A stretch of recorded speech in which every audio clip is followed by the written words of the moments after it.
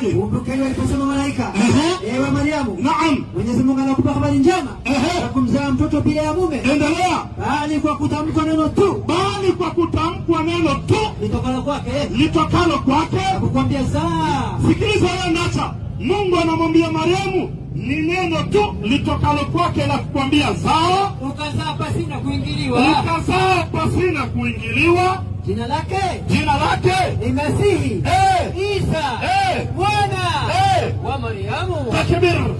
Hivi Isa amezaliwa na Mariamu pasina Mariamu kuingiliwa na mume yoyote. So ukisema Yesu baba yake ni Mungu, basi wacha nikufundishe huyo Mungu ni nani. Yohana 1:15, babake Yesu ndio huyo. Ndio hiyo. Nakupa babake Yesu ndio ndani ya Qur'ani, kitabu cha Allah. Isa ibn Maryam Muislamu kuna baba? Hakuna. Wa kalimatuhu alqaha ila Maryam wa ruhun minhu fa aminu billahi wa rasulihi. Nyinyi mnasema Yesu baba yake ni Mungu.